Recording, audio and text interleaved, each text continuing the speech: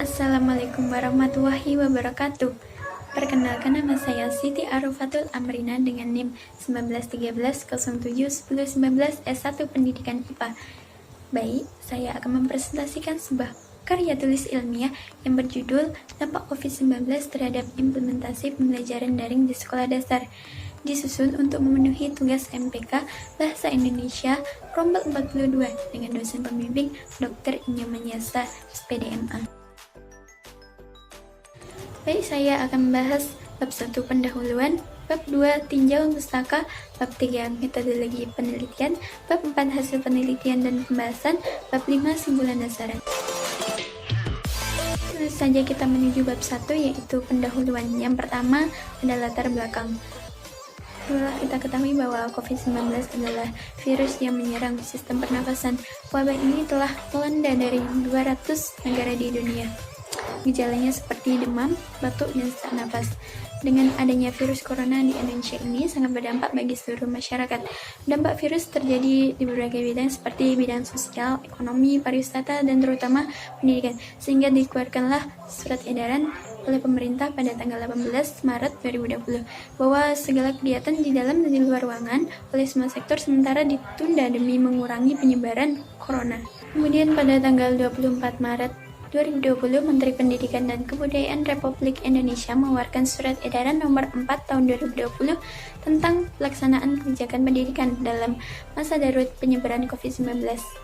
Dalam surat edaran tersebut dijelaskan bahwa proses belajar dilaksanakan di rumah melalui pembelajaran daring atau jarak jauh, dilaksanakan untuk memberikan pengalaman belajar yang bermakna bagi siswa mengenai pandemi COVID-19 ini. Pembelajaran yang dilaksanakan pada sekolah dasar juga menggunakan pembelajaran daring atau jarak jauh melalui bimbingan orang tua. Siswa dapat berinteraksi dengan guru menggunakan berbagai aplikasi seperti Classroom, video conference, telepon atau live chat, Zoom, maupun melalui WhatsApp group. Namun, pembelajaran ini tidak terlepas dari permasalahan yang menjadi hambatan dalam pelaksanaannya, bahwa tidak semua peserta didik akan sukses melalui pembelajaran online. Ini dikarenakan faktor lingkungan belajar dan juga karakteristik peserta didik itu sendiri. Baik, yang kedua yaitu rumusan masalah. Adapun rumusan masalah terkait latar belakang tersebut, yang pertama yaitu bagaimana dampak COVID-19 terhadap implementasi pembelajaran daring di sekolah dasar. Yang kedua, bagaimana hambatan pembelajaran daring di sekolah dasar saat pandemi COVID-19. Yang ketiga, bagaimana penanganan dampak COVID-19 terhadap implementasi pembelajaran daring di sekolah dasar. Selanjutnya yaitu tujuan penelitian.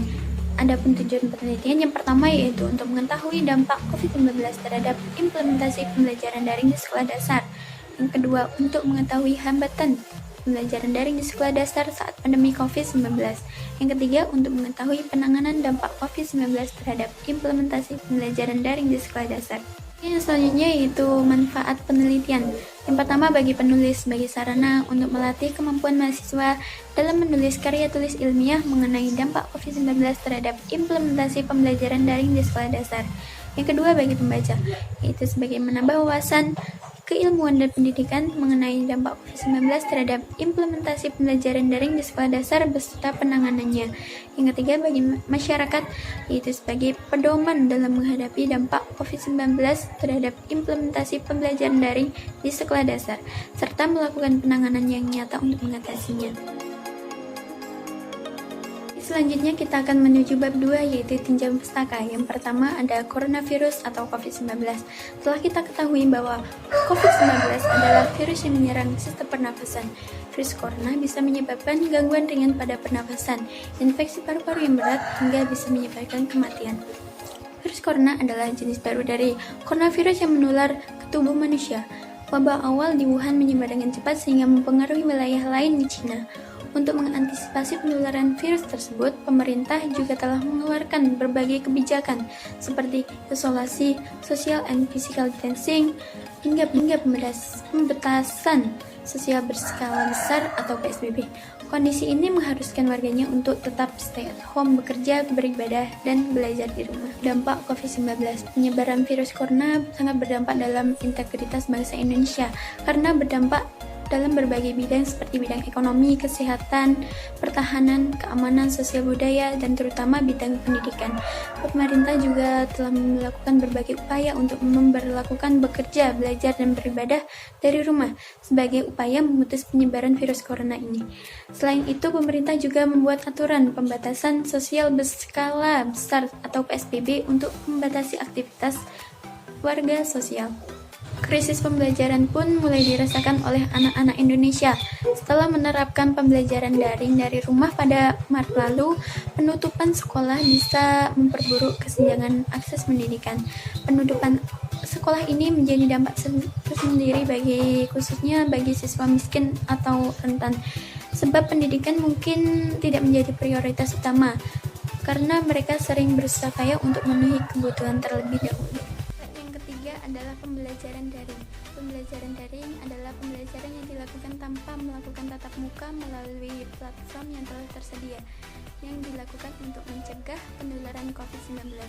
Bahkan Menteri Pendidikan dan Kebudayaan RI telah mengeluarkan beberapa kebijakan untuk mengatur kegiatan pembelajaran selama pandemi ini, dengan melalui dikeluarkannya Surat Edaran Nomor 4 mengenai pelaksanaan kebijakan pendidikan pada masa darurat penyebaran COVID-19 ini. Untuk mengisi kegiatan pembelajaran yang harus dilakukan pada tahun pelajaran ini, pemerintah mengambil kebijakan yaitu melalui pembelajaran jarak jauh melalui media daring atau dalam jaringan, baik menggunakan ponsel. Via daring ini dirasa sangat efektif sebagai langkah solusi untuk mencegah penyebaran COVID di lingkungan pendidikan. Guru tinggal memberikan soal yang nantinya kemudian dikirim melalui ponsel peserta didik atau orang tua. Kemudian peserta didik mengerjakan tugas dari guru. Hasil pekerjaan tersebut dikirim kembali melalui WhatsApp atau aplikasi, atau bisa juga dikumpulkan pada saat masuk sekolah. Baik, kemudian yang keempat, pembelajaran daring pada siswa sekolah dasar. Media daring dirasa sangat efektif sebagai langkah solutif untuk mencegah penyebaran COVID-19 di lingkungan pendidikan. Namun, dalam pembelajaran daring ini tidak lepas dari permasalahan menjadi hambatan pelaksanaannya, termasuk pembelajaran daring kepada peserta didik, terutama pada siswa sekolah dasar, karena tidak semua siswa sekolah dasar bisa mengakses karena ada orang tuanya yang masih kerja dan juga ada orang tua yang gagap teknologi. Selain itu, mereka juga belum terlalu memahami tentang media teknologi, serta tidak ada faktor pendukungnya yaitu faktor ekonomi. Selanjutnya kita akan menuju bab 3 yaitu metode penelitian. Penelitian ini menggunakan penelitian kepustakaan. Penelitian kepustakaan merupakan suatu penelitian yang digunakan untuk mengumpulkan informasi, data dengan bantuan berbagai macam material yang ada di perpustakaan seperti dokumen, buku, majalah, kisah-kisah sejarah, atau berita, dan sebagainya. Dalam penelitian ini, pengumpulan data diperoleh dari berita atau artikel-artikel pada jurnal online. Baik, kriteria berita dan artikel yang saya pilih yaitu adanya pembahasan tentang dampak COVID-19 dan pembelajaran daring. Dari 10 sumber yang saya dapatkan, kemudian dipilih yang paling relevan dan didapat 3 artikel dan 6 berita yang dipilih. Teknik penelitian yang dilakukan yaitu dengan cara dokumentasi, mencari data mengenai hal-hal atau variabel berupa catatan, buku, makalah atau artikel, jurnal, dan berita online. Uji validitas menggunakan triangulasi sumber data analisis juga dilakukan melalui 4 tahap. Tahap yang pertama yaitu pengumpulan data, reduksi data, kemudian display data, yang terakhir yaitu kesimpulan. Baik, selanjutnya kita akan menuju ke bab 4 yaitu hasil penelitian dan pembahasan. Coronavirus adalah keluarga besar virus yang menyebabkan penyakit mulai dari gejala ringan hingga berat. Ada setidaknya 2 jenis coronavirus yang kita ketahui dapat menyebabkan penyakit yang menimbulkan gejala berat seperti MERS atau SARS. Coronavirus atau COVID-19 ini merupakan suatu penyakit jenis baru yang belum pernah diidentifikasi sebelumnya oleh manusia. Tanda dan gejala umum infeksi COVID-19 ini antara lain adalah gejala gangguan pernafasan akut seperti demam, batuk, dan sesak nafas. Aktivitas yang melibatkan kumpulan orang-orang kini mulai dibatasi seperti bersekolah, bekerja, dan beribadah, atau lain sebagainya. Pemerintah juga sudah mengimbau untuk bekerja, belajar, dan beribadah dari rumah untuk menekan angka pasien yang terpapar COVID-19. Bahkan Menteri Pendidikan telah menerbitkan surat edaran tentang pelaksanaan pendidikan dalam masa darurat COVID-19. Maka kegiatan belajar dilakukan dengan secara daring atau online dalam mencegah penyebaran COVID-19. Pembelajaran daring dilakukan dengan disesuaikan kemampuan sekolah masing-masing. Pembelajaran daring atau online dapat menggunakan digital teknologi seperti Google Classroom, rumah belajar Zoom, video conference, telepon atau live chat, atau WhatsApp group. Namun, pasti semua yang dilakukan adalah pemberian tugas melalui pendampingan oleh guru melalui WhatsApp group sehingga anak betul-betul belajar. Kemudian guru juga bekerja dari rumah dengan berkoordinasi dengan orang tua, bisa melalui video call maupun foto kegiatan belajar anak di rumah untuk memastikan adanya peran interaksi antara guru dan orang tua. Menurut penelitian, hanya sekitar 28% yang menyatakan bahwa anak mereka belajar dengan menggunakan media daring, baik menggunakan media konferensi belajar maupun media aplikasi belajar online.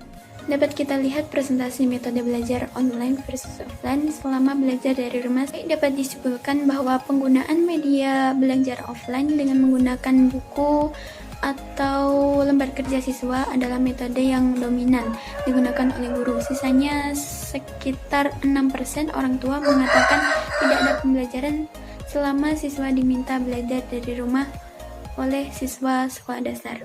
Ditinjau dari provinsi, semakin terpencil provinsi tersebut, maka semakin kecil persentase siswa yang mendapatkan pembelajaran via online. Seperti di Jawa Timur, 40% responden menyatakan bahwa anak mereka mendapatkan pembelajaran daring. Sedangkan di NTB, pembelajaran daring kurang dari 10%, dan di NTT kurang dari 5%. Selebihnya melalui offline buku dan lembar kerja siswa. Kita ketahui bahwa pembelajaran daring saat ini menjadikan solusi pada masa pandemi COVID. Sebagian besar menggunakan gabungan pembelajaran daring melalui GC atau WhatsApp group. Pembelajaran melalui video conference juga telah digunakan seperti Google Meet atau Zoom. Zoom merupakan platform video conference terbanyak yang digunakan. Selain itu, ada juga yang menggunakan psikologi untuk menggabungkan berbagai platform untuk sarana pembelajaran. Baik, berdasarkan penelitian perolehan data, terdapat beberapa pelaksanaan oleh guru yang dalam pembelajaran daring siswa sekolah dasar di seluruh Indonesia. Yang pertama ada guru SD Negeri 9 Sangu, Kalimantan Barat, oleh Titik Kartikawati. Dalam hal pelaksanaan belajar di rumah, guru meminta bantuan orang tua atau kakak siswa sebagai narasumber yang langkah-langkahnya telah diberikan melalui grup WhatsApp. Untuk laporan pelaksanaan pembelajaran dapat berupa foto atau video yang diposting melalui grup. Kemudian yang kedua ada guru SD oleh Timur Setiawan. Timur Setiawan menyampaikan beberapa metode pembelajaran secara daring yang telah diterapkan, yaitu pembelajaran melalui portal rumah belajar dan penyampaian materi melalui file Word yang dibagikan melalui media sosial WhatsApp. Kemudian yang ketiga dilakukan oleh guru SD kelas 3 yaitu Drizza, di mana guru diwajibkan memberikan materi pembelajaran dan tugas melalui alamat surat elektronik milik orang tua. Cara ini dinilai Rizza tak berjalan dengan efektif. Mengirimkan dokumen materi berupa PowerPoint lalu anak mengerjakan di laptop, dicetak atau ditulis tangan lalu dikirim lewat WhatsApp dan dinilai lebih efektif. Kemudian perbandingan yang keempat yaitu guru SD kelas 2 yaitu Titik. Dalam hal pelaksanaannya menggunakan Zoom untuk meeting pertemuan tatap muka selayaknya di kelas. Tetapi tidak semua anak bisa akses karena ada orang tuanya juga yang masih kerja, ada orang tua yang gagap teknologi. Titik mencari alternatif lain dalam media pembelajaran daring melalui Google Docs. Berdasarkan gambar diketahui bahwa beberapa hambatan mulai dari terbatasnya kuota, itu jaringan tidak stabil dapat disebabkan karena kondisi responden yang ada di pedesaan ataupun suatu wilayah. Kemudian ada dampak COVID terhadap proses pembelajaran online di sekolah dasar berdampak pada siswa, orang tua, dan juga guru itu sendiri. Beberapa dampak yang dirasakan murid SD yaitu kan umurnya masih kecil, yaitu murid SD belum terlalu bisa mengoperasikan Huawei dan jarang budaya belajar jarak jauh, dan tidak semua anak bisa akses karena ada orang tuanya yang masih kerja dan juga ada orang tuanya yang masih gagap teknologi. Kemudian ada faktor lain yaitu faktor ekonomi. Kemudian dampak terhadap orang tua. Dampak terhadap orang tua yaitu kendala yang dihadapi para orang tua, adanya penambahan biaya pembelian kuota internet bertambah. Kemudian teknologi online memerlukan koneksi jaringan ke internet dan kuota, oleh karena itu tingkat pengguna kuota internet akan bertambah dan akan menambah beban pengeluaran orang tua. Kemudian dampak yang dirasakan oleh guru yaitu tidak semua mahir dalam menggunakan teknologi internet atau media sosial sebagai sarana pembelajaran. Oleh beberapa guru senior belum sepenuhnya mampu menggunakan perangkat atau fasilitas untuk menunjang kegiatan pembelajaran online dan perlu pendampingan dan pelatihan terlebih dahulu. Selanjutnya kita akan menuju bab kelima yaitu kesimpulan dan saran. Yang pertama ada kesimpulan. Yang pertama, dampak COVID-19 terhadap implementasi pembelajaran daring di sekolah dasar dapat dilakukan dengan baik. Kemudian yang kedua yaitu pembelajaran yang biasanya dilakukan di sekolah sekarang menjadi belajar di rumah, seperti menggunakan berbagai aplikasi seperti Ruang Guru, Classroom, Zoom, Google Doc, Google Form, maupun grup WhatsApp. Kemudian yang ketiga yaitu kegiatan belajar dapat berjalan baik dan efektif sesuai dengan kreativitas guru dan memberikan materi dan soal latihan kepada siswa. Dari soal-soal latihan yang dikerjakan oleh siswa dapat digunakan untuk nilai harian siswa. Kedua yaitu saran. Yang pertama, peserta didik diharapkan mampu meningkatkan kemampuannya dengan pembelajaran daring selama pandemi COVID-19 ini. Yang kedua, diharapkan kerjasama antara guru dan dengan orang tua. Untuk orang tua yang bekerja sehingga tidak bisa mendampingi anak-anak saat belajar, dapat memberikan jadwal belajar khusus agar bisa belajar seperti siswa yang lainnya. Kemudian yang ketiga, hendaknya ada kerjasama dan timbalan antara guru, siswa, dan orang tua sehingga pembelajaran daring menjadi efektif. Sekian presentasi mengenai karya tulis ilmiah saya, semoga bermanfaat dan saya mohon maaf apabila ada kesalahan. Terima kasih. Wassalamualaikum warahmatullahi wabarakatuh.